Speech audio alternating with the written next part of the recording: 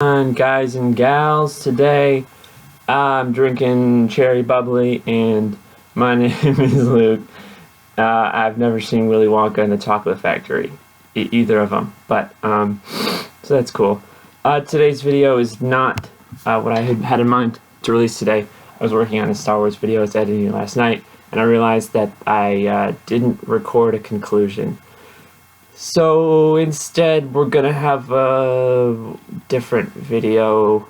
Today we're not talking about Star Wars. Today we're talking about Stephen King, the author of some pretty gnarly books. You've probably heard of him. You probably have an opinion on him. That's not what this video is about, though. What it is about, let me find the thing. So there was this app that I found. It is sort of a choose your own adventure thing, but at the same time, it's AI. So the AI will say something and then you respond with something, and so you kind of sort of like improv, you bounce off each other and you tell a story, right? And so what I did was I took the first paragraph of, I think it was 5 or 6 different Stephen King stories, and I just let the AI just run for like 15 minutes and see how it went. And so I did that for 6 stories, I think. Let me check. 1, 2, 3, 4, 5, 6. Yeah, 6 different stories. And I'm going to read them to you. And some of them are very good, some of them are not good, and some are just absolutely insane. So I think the one we're going to start with is, we're going to start with The Stand. That's the second best one. So I'm just going to read it to you, and I'll kind of put my comment, I'll insert different comments in as I see fit during the reading. Okay. Hanscom's Texaco sat on number 93 just north of Arnett, a peasant four-corner burg about 110 miles from Houston. Tonight the regulars were there, sitting by the cash register, drinking beer, talking idly, watching the bugs fly into the big lighted sign. The regulars had been drinking since before dawn. Now that's the end of the first paragraph of The Stand. Okay, and then now this is sort of just what the AI built off of that. And we're still going strong when I arrived there just after midnight. They were all in their early 20s, but they looked like middle-aged men. One was balding with a goatee and mustache, another wore glasses and carried a briefcase, while the third man was wearing a t-shirt. All 3 were smoking cigarettes. Hey, the balding man said to me. Also, these are in the first person, so it's me is either a main character or it's you. But I think this is me is the character in this story. Hey, the balding man said to me, "What are you doing here?" I told him I was just passing through and looking for a place to spend the night. He looked at his companion and said, "Yeah, he looks like a bumsucker." I'm not really sure what that means. The other 2 nodded in agreement. I didn't like the way they were looking at me, so I decided to leave. "Well, thanks for the beer," I said, picking up my backpack and turning to go. The man reached out and put a hand on my shoulder to keep me from going. "Where are you going?" he said. "I thought you were just passing through." I said I had an early start the next day and had to get up early. It's a bit redundant. He said, "You go on," and motioned me towards the door. I didn't like the way he was looking at me, so I said, "Well, thanks," picked up my pack, and walked out the door. I walked over to my car and got in. As I was starting it, he came out and stood next to me. I didn't like the way those guys were talking to you. I'll say another thing. It does get a little repetitive sometimes, so you notice I didn't like the way those guys were looking at you 3 times already. This is not the most repetitive one, but there are ones that do get very repetitive. He said, "I know a bum when I see one. I'm not letting those guys take you to the cleaners." I don't know what that means either. I was getting a little tired of being a good Samaritan, so I said, "Well, I appreciate it," and drove off. But after about a mile, I pulled over and threw the backpack over a tree. I don't know why I threw a backpack over a tree, but that's what I did. I pulled out my map and a pen and began to write down what I could about Arnett. I was just finishing up, and when I saw a car coming around the road, I got back in and watched it come up to the station. It was a '56 Chevy with a hard top. I was ready to get out of the car, but before I could, the passenger window came down. The man inside was bald with a goatee and wearing a golf shirt and shorts. "Howdy," he said. "You need a ride somewhere?" "I'm headed to Humble myself. I don't like getting lost. Where are you going?" "Arnett," I said. "I'm trying to find it," he said. "You got a map?" "That's not exactly on the way to Humble, but let me get out and you can give me directions." I hesitated, then shrugged and let him out. He came and gave me a map, then said, "Let's go. I'm in a big hurry myself." Where do you want to go on Arnett? I said I didn't know. I can't find it on the map. He looked at the map and said, I'll give you a clue. It's right next to 2 roads and one of them starts with a T. It's not very helpful. One of them starts with a T. That doesn't help, I said. You're a bum, he said. I'm a t-shirt. This is written by an AI. That still doesn't help, I said. You're a hunk, and hunk is spelled out, so it's you're a H-U-N-K is what he said. I don't know, pal. Where are you from? Wait a minute, I know where you're from. You're a hobo. I'm not a hobo, I said. I just got lost. Well, where are you going, pal? I'm trying to get to Kansas City. I bet you're trying to get back home to your mama. She sure does love her hobos. Well, let me tell you something. If you're a hobo, you can get in free at the Hoba down in Texas. I don't know what a Hoba is. They got a big Hoba there. It's right next to a town called Roby. You go down that way and you'll get in by the other side of the river. You follow the tracks, they're pretty easy to spot. There's a red brick road that goes right through the middle of town. You just follow it and you'll get to Kansas City in no time. I know because I go there all the time. That's my stop. Take care now. Hey, he said, I'm Tom. What's your name? Burns Pie, I said. Thanks for your help. No, thank you, sport, he said. I can see I've been wasting my time here in Arnett all this while. I'll just get in and let you go. Bye, he left. I was glad to get out of there. I walked around a little, but it didn't look like there was any trains, so I got a ride pretty quickly from a trucker. He took me all the way to Kansas City, then dropped me off at the closest big town so I could catch a bus to my town, hometown of Cuba. When I got to Cuba, I was so tired, so I decided to stay there for a while. Found a job working on the farm, but it just didn't get the swing of things. So after a couple weeks, I got another ride to New York and caught a bus from there to Philadelphia. From there, I got a ride to California, and I was home. So I'm going to take a break real fast and just say that... Oh, it's really weird. Anyway, just say that I have relatives in both Kansas City and California, and actually this plaque up here is from San Francisco, California. So this is just the AI that came up with it. I thought it was funny that it mentions both Kansas City and California. I just found out my family had some money, so I decided to stay there in California. Working on a farm and all, I had a nice time, but I was getting a little bored, so I took another trip. This time I hitchhiked to Arizona and got a ride from some truckers who took me all the way to Minnesota. When I got to Minnesota, I ran into some guys who were into punk rock, so I joined them on their trip to this big music festival they heard about. They let me ride in their truck, and when we got to the festival, I got out and just walked around for a little while. I saw some really great bands there, and it was a really fun time. I stayed in a cheap hotel and walked back to the bus station the next day. That was 2 years ago. Now I'm here, and I don't know what I'm doing. I don't have any money, and I don't know where to go. I've never been so lost, but I guess I'll keep traveling. I've always wanted to see the world, and now I have the chance. I just hope I don't get lost again. So I was on my way when I got mugged. It was a group of 3, and they caught me off guard. They put a knife to my throat and told me to give them my wallet, my watch, and my ring. I gave them all of it, and they told me to get off the street. So he just said he didn't have any money, so he gave me an empty wallet. Not a bad deal. Now I'm lost, without any money. I don't even know how to get back to the highway. I could stay on the street and wait for someone to find me. I guess I'm pretty hurt, but I'm still alive. If someone doesn't find me within the next few hours, I'll be dead. And I'm too proud to just beg for my life. I could keep walking. I have my phone. The muggers didn't steal the phone. I have some candy bars and apples in my bag. They didn't steal the bag either. If I keep going, staying ahead of the killers, I'm sure I'll eventually reach civilization, and then I can get help. I really hope I don't get lost. Please, if you find this note, help me. I'm just a kid. Van. P.S. I'm really sorry about your watch. So that was The Stand. I actually really liked it. It's funny that it was a note the whole time. That was really cool. This next one is...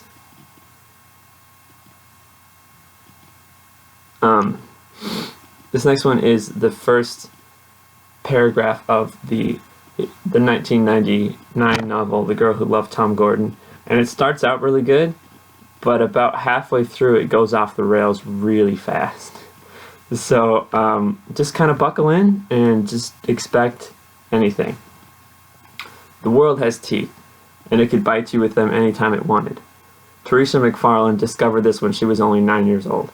At 10 o'clock on a morning in early June, she was sitting in the backseat of her mother's Dodge Caravan wearing her blue Red Sox batting practice jersey, the one with 39 Gordon on the back, and playing with Mona, her doll. At 10:30, she was lost in the woods. By 11, she was trying not to be terrified, trying not to let herself think, this is serious, this is very serious. No, I think that's the end of the paragraph of the book. Trying not to think, this is serious, this is very serious. Trying not to think that sometimes when people get lost in the woods, they get seriously hurt. Sometimes they die. She wasn't thinking about any of that. She was just trying to keep herself from crying out for help. At 12 o'clock, her father found her. He called the police, who came at once. They took her to the hospital, where doctors tried everything to save her life, but all their efforts were futile.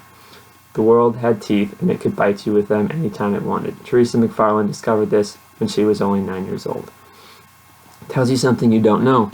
The police, trying to find out who killed little Trish, came upon the path through the woods that led to the McFarlane house. They saw tire tracks, followed them for a quarter mile, and then stopped. The footprints led to a shallow, fast-moving stream. A good Samaritan had seen the girl get out of the van and had driven her home. The police found her body on the next day. She had been savaged by animals. So, apparently, she died twice, I guess, in the hospital, and then also was eaten by animals, and the police found her. I don't really get that, but the story gets a lot weirder, trust me. Why would anyone do such a thing? What kind of monster would do such a thing? It was the worst possible thing that could have ever happened to a 9-year-old girl, and now it had happened to Trish. The whole town was in shock. Every church held a prayer meeting, the hospital, the high school, the middle school, and every police officer in town were all asked to help keep an eye out for a black and white poodle. I guess that's the monster that killed Trish. We'll never hear about this poodle again, so don't even ask any questions. Trish's killer was caught 3 weeks later. He had been camping in the woods, and one night he'd gotten so drunk he'd wandered off and gotten lost. He'd eaten one of Trish's still beating hearts. So I guess you can die twice if you have 2 hearts. I guess that makes sense. Another reason why the world had teeth and it could bite you at any time. It wanted. Tells you something you don't know. And this is where it gets crazy, okay? I'm guessing that this is some kind of a flashback. I don't know if the AI is aware of that, but then we cut to a conversation with a couple of kids, okay? Oh, I don't know, Trisha said. She's kind of cute. I think she's ugly, Jennifer said. Me too, Marks agreed. You laughed. Okay, I guess we better find something to do, you said. Let's play Spin the Bottle, Carter said. I'm the spin master. No, we have to do something fun, Ben said. How about Truth or Dare, you said. I've already asked Trisha that, Carter said. She went Truth. I went Dare, David said. I went Spin the Bottle, Jennifer said. We looked around the group. Everyone seemed to have a favorite game. How about touch a tree, Jacob suggested. You have to touch every person until you reach the person that says your name. You're supposed to say, see how this thumb went all the way to Jacob? Then you have to go back to that person and ask them a question. They answer, and if it's true, they have to touch you. I won't spin the bottle, Carter said. We already played that. Carter spun, and we all went along with it. I want Dare, David said. You touch every person until you reach the person who says your name. You have to say your name 3 times before you can ask them a question. The darer loses all his or her clothes until they're naked. The rest of us play a song for them, and they have to dance except for one person who has to grab them a blanket to cover them up. That person is the darer. Next turn, we played that time, and it was Jacob. How about Truth or Dare, you suggested. I have to do whatever the person says. We played that one, Carter said. Carter went Dare, Jennifer went Truth. We all went Dare, Jacob said. I went Spin the Bottle, and I wound up with Carter, and we played Truth or Dare. I dared Carter to take off all his clothes, and he took off all of his clothes. Then we played a song on the drums, and it was my turn to ask a question. I asked him if he had a wiener, and he said yes. Then it was your turn to ask a question. What happened next? This story is so weird. I went Spin the Bottle, and it went around, David said. I don't remember. We played Truth or Dare, I think, something like that. Truth and Dare, yeah, it sounds like it. I went Spin the Bottle, and it was around. You shrugged. I don't know, I wasn't there. Carter, where did you go? I went Dare, Carter said. I had to take off all of my clothes. Again. Just stop. These are kids, okay? Oh dear God, Jennifer said. We had taken off our shirts and touched each other, Carter said. You were the darer, you went Dare, and you had to take off all your clothes. I went Truth, Jennifer said. Oh God, Carter said. I had a dream that you were naked. Well, apparently you saw each other naked already, so it's not, whatever. We better finish this game, he said. Who's next? Jacob suggested hot and cold. You went hot because you hated the cold. The others went truth or dare, and Jennifer went dare. She dared you to stick your finger into a hole in the middle of the table. You went with dare. You stuck your finger in the hole, and it felt like hell. The table was very cold. It's freezing, you complained. Do you want me to warm it up for you? Jennifer asked. Yes, you said, please. Jennifer got up and went to the other room, and you heard the burners on the stove turn on. She came back, and the table was warm. You stuck your hand in the middle, and it warmed up. You're mean, Jennifer said. Everyone stuck their hand in the hot part. I went truth, Carter said. I touched my hand. It burned. You pulled your hand out, and it felt fine. We should stop playing now, Jennifer said. We only have 3 more games. The final game is called Dice Man. You have to close your eyes and count to whatever number I say. Do you know what this game is called? No, you said. You said it's called Dice Man. So you said no, but then you realized it was called Dice Man because she just told you it was Dice Man. Do you know what Dice Man means? No, you said. It's from a movie. Jennifer said, I think it's called Edward Scissorhands. Have you seen that movie? No. Do you want to see it? Jennifer asked. I can try to find it. Sure, you said. What's the number? 1, 2, 3, 4, Jennifer said. Let's see. 1, 2, 3, 4. If I get it wrong... What if I get it wrong, you asked. What if I get 4 wrong? You have to stay over, Jennifer said. 1, 2, 3, 4, you repeated. I have a feeling we're going to be doing this a lot, Jennifer said. Jacob, did you get it right? Yeah, Jacob said. I touched my hand and I got it right. Let's see if Carter got it right, Jennifer said. Jacob, open your eyes and tell us if Carter got it right. Carter, do you know if you got it right? Yes, Carter said. I want to know if I got it right. I want to know if I touched my hand. You took a deep breath and looked at Jennifer. Jacob, open your eyes, Jennifer said. Carter, did you touch your hand? Yes or no? Yes, you said. Let's see if you're right, Jennifer said. Carter, lift up your shirt. So apparently, our name is Carter. You lifted up your shirt and everyone looked. It's okay, you did it, Jennifer said. We'll be going to the game, but first I want to see you in your pajamas. Go upstairs and change into your pajamas. I want to meet you in the kitchen in 5 minutes. Be quick, I have a stop to make on my way there. You go and run upstairs, followed by the rest of your friends. I dare you to go into your room and get something, you heard Jennifer say as you ran up the stairs.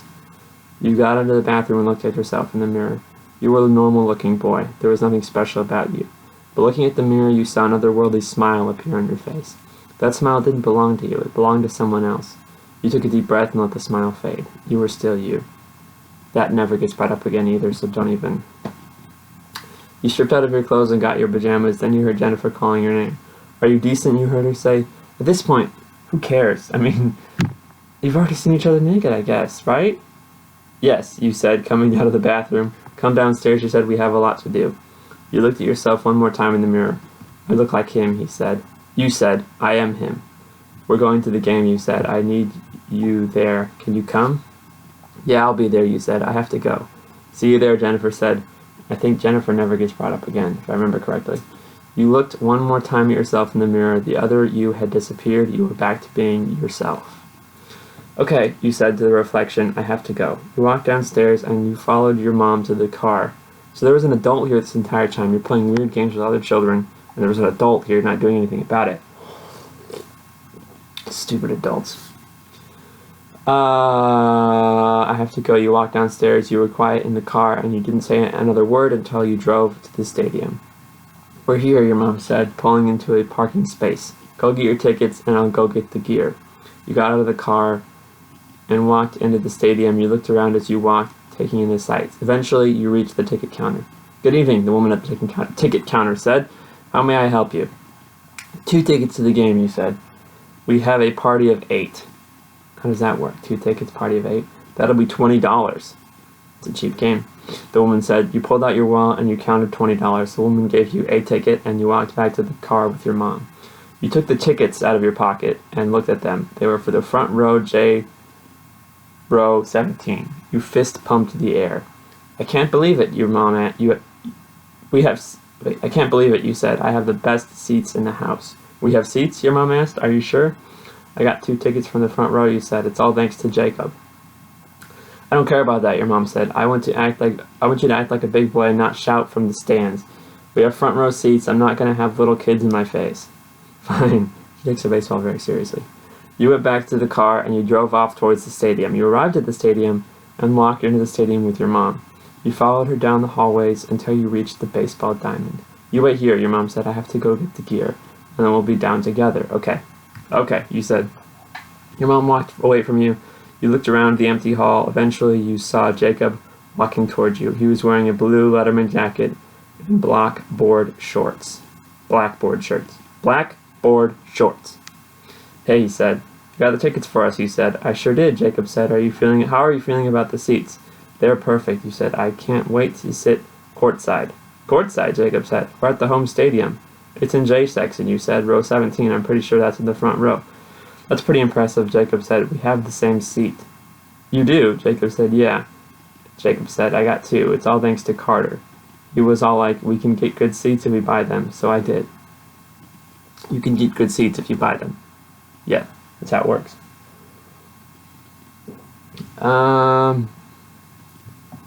So you have told me, you said. I would have done it myself. It's fine, Jacob said.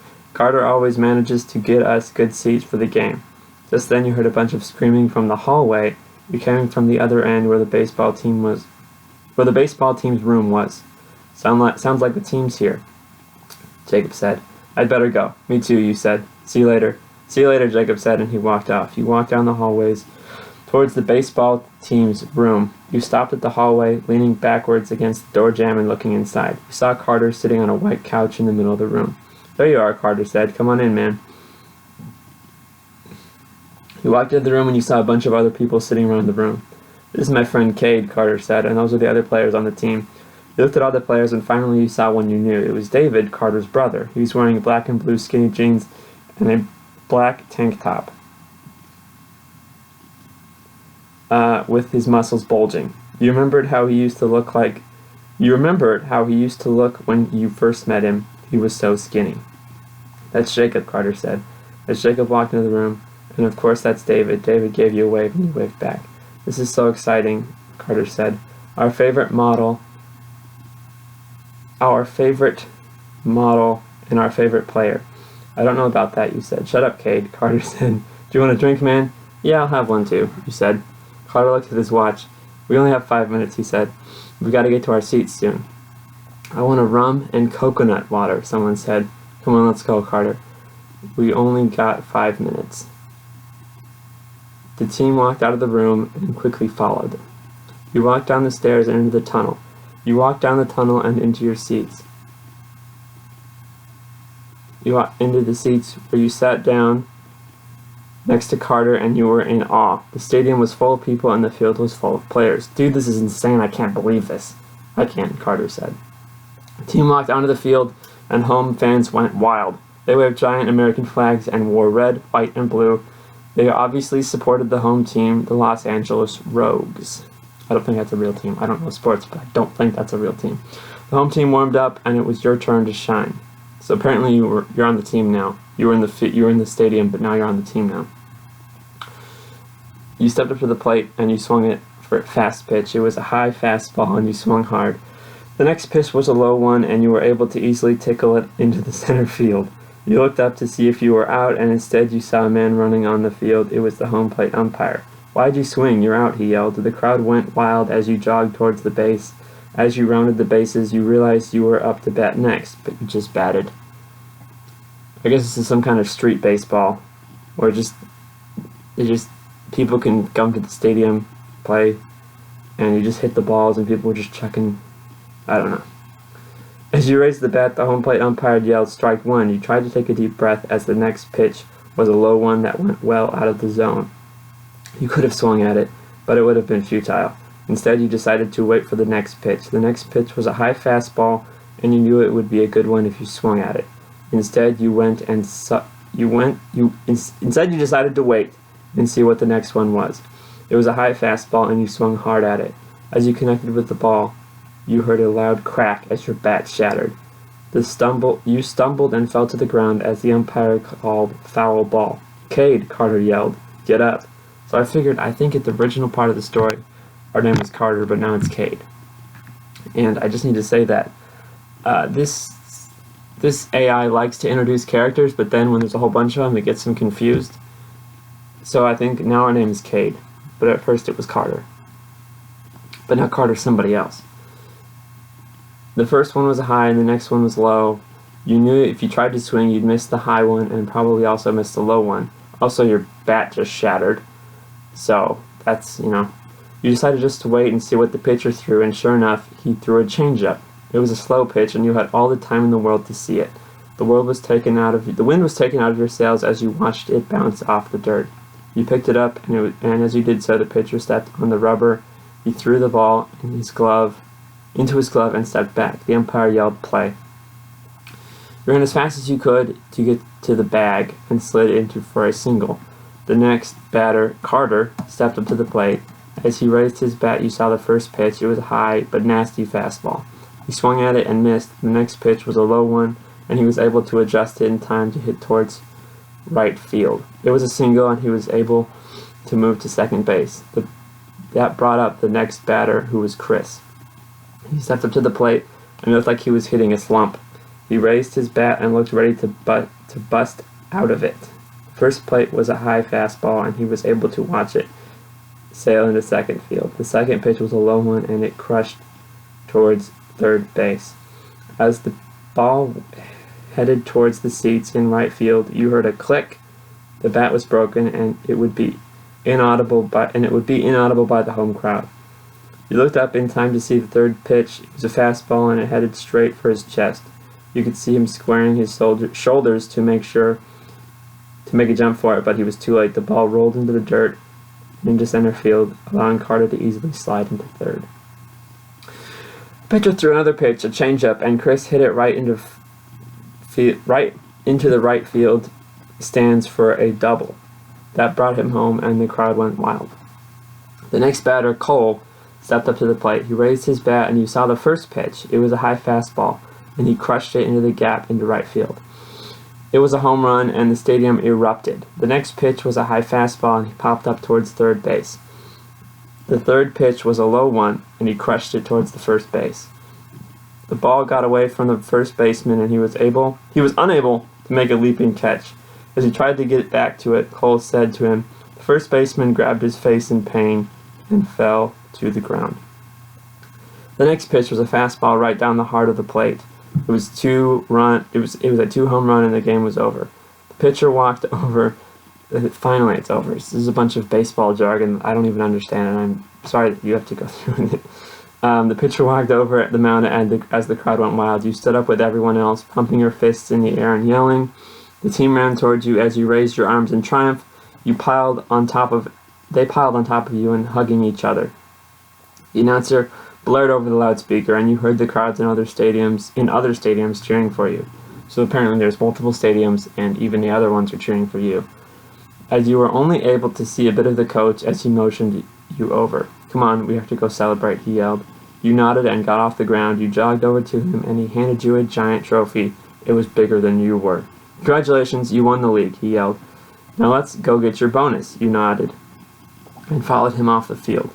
He led you over to the team's store and into the back. He opened a door, revealing a large vault. He pulled out a key and opened the safe.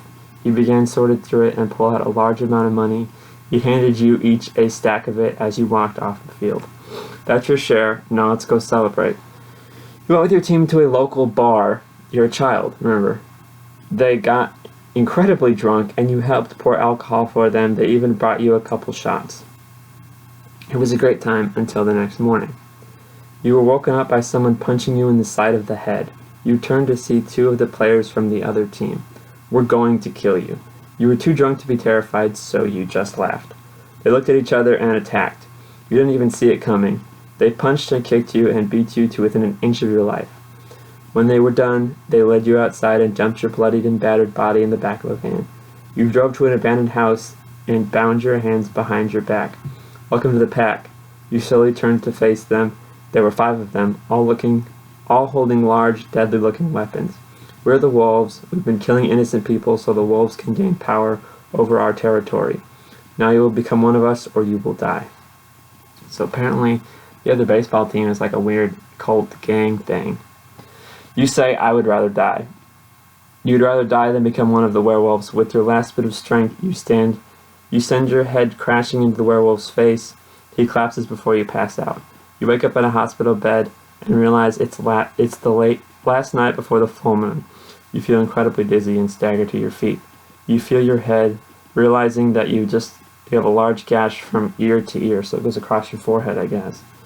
You notice that you're also naked and you look for your clothes. You find a nearby chair and drape yourself over it, putting your shoes back on. You notice a large hole in the wall and realize that you must have collapsed into the middle of your fight. You walk outside to search for your cell phone, but stumble upon the nearby werewolves returning for their hunt. They kill you. So I think that's the end of this. I'm going to end the video here. So yeah, the girl who loved Tom Gordon, it starts out good, but then as soon as they introduce you, it goes off the rails. And I think it's interesting that there's a little hint at baseball at the first paragraph, and then sort of the AI noticed that and had a weird baseball game in there. And yeah, so there are other ones that I mentioned, and if you would like to see that, just like the video, comment, share, subscribe, and I will make sure to do it again because I did 6 of these. Yeah, and I could do more too if we needed to.